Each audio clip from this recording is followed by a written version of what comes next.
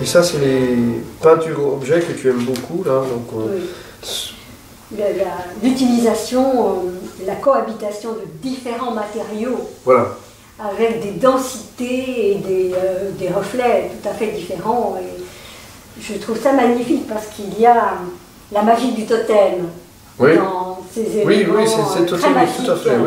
des objets magiques. Oui. Mais d'ailleurs, j'en ai un, je vais aller chercher. Et en fait, c'est beaucoup de choses que je récupérais dans la rue. Et on trouve ce système un peu de swastika solaire qui tourne.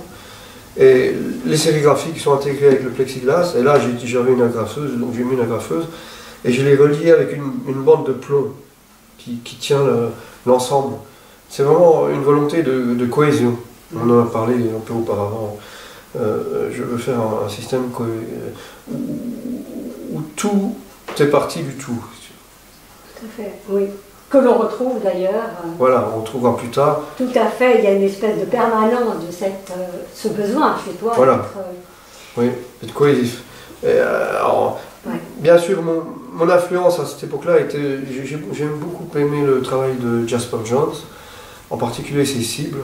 Je trouvais qu'ils avaient vraiment une présence primitive, presque primitive.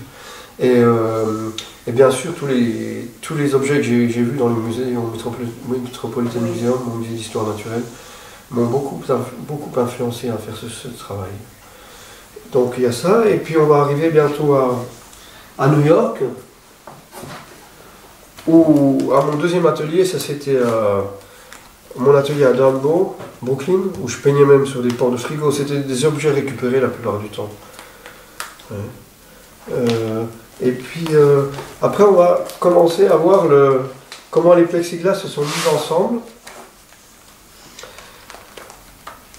J'ai commencé à assembler des petits panneaux comme ça, ce plexiglas, et les monter dans une structure carrée. Donc il y avait des vides aussi qui s'interpénétraient comme ça. Et ces carrés, j'ai décidé un jour de les mettre ensemble, de les assembler sur le mur pour former un plus grand ensemble. Donc on n'a pas d'image, enfin ça c'est une exposition que j'avais faite à Paris. Voilà, donc c'est le début des travaux sur plexiglas. Et depuis cette époque-là, je ne travaille uniquement qu'avec le plexiglas et des sérigraphies sur papier. Oui. Et ma question, c'était à partir du moment où tu as créé un premier module parfait, le carré parfait, la structure magnifique que tu développes aujourd'hui encore, ce passage de l'unité à la cohabitation, la confrontation, la mise en proximité intime de ces différents modules les uns à côté des autres, avec des thématiques et des motifs très discordants, très dissonants, très hurlants et très contrastés, qui fait vraiment l'émerveillement pour nous tous. Cette discordance elle-même qui appelle et qui génère l'unité et l'harmonie. Oui. Est-ce que dans ton esprit, à l'origine, quand tu as fait ce premier module et que tu as voulu en reproduire, tu as eu le sentiment que tu pouvais te permettre cette audace extraordinaire qui est de faire cohabiter, comme dans un grand livre, les pages à gauche j'ai une page de Proust, à droite j'ai un manga pornographique. Voilà, cette espèce d'immense audace que tu as eue de nous présenter cette vision du monde. Oui, c'est-à-dire mon corps, je pense que mon corps intuitivement a cherché un système dans lequel il pouvait se développer, parce que c'est moi qui fais les peintures, donc c'est très adapté à mon corps.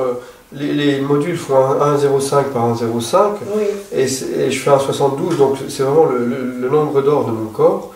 Et je voulais justement un système neutre dans lequel je puisse mettre n'importe quoi. Je veux mettre tout ce que je désire. Je peux mettre tout mon désir là-dedans. C'est ça. Donc il y a une espèce tu déverses toute ton énergie. Exactement. C'est quelque chose qui coule comme un torrent qui n'a pas de barrières et de barrages surtout. Oui, oui, oui. Et l'autre question qui me préoccupait beaucoup, c'est que dans les travaux précédents, les small papers, il y a un cadre, une bordure, une limite, tu en parlais tout à l'heure, et dans l'expansion de ton travail sur les grands muraux, effectivement, on s'aperçoit que ça fait exploser le cadre et les limites, et donc ce travail, on a le sentiment que précisément, il n'est absolument pas fini. Tout à fait, c'est un travail, c'est un work in progress. Il est totalement en expansion dans l'espace. Tout à fait, Et ça, c'est merveilleux. Mais c'est volontaire chez toi. Bien sûr, oui, parce que j'aime pas les choses finies, j'aime pas les chefs-d'œuvre, je veux que ça continue dans le temps. En revanche, si on veut isoler un des modules, tu le présenteras avec... Le tour sacré que j'appelle. Le tour sacré, qui est le périmètre, effectivement, très ancien. Dans les tribus indiennes, on retrouve ce périmètre sacré, que tu as d'ailleurs symbolisé par des damiers. Damiers, oui. De couleurs alternatives, jaune, rouge, noir, Voilà, donc ça se situe à New York, cette volonté de... Oui, c'est dans mon atelier de Hambourg que j'ai développé. Oui, voilà. Oui. Parce que je voulais trouver un système qui puisse être aussi fort, entre guillemets, que les artistes primitifs, entre guillemets encore. Parce que c'est leurs œuvres qui me marquent le plus. Et je me dis pourquoi, à cette époque-là, il y a peut-être 200 000 artistes à New York, je dis pourquoi aucun artiste n'est capable de faire quelque chose d'aussi fort. Donc il fallait me trouver une structure formelle qui puisse me permettre de parler de sexe, de mort, de couleur, d'éjaculation. De manière totalement libre.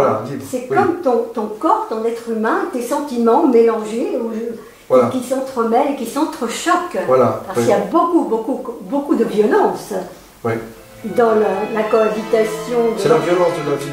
Voilà.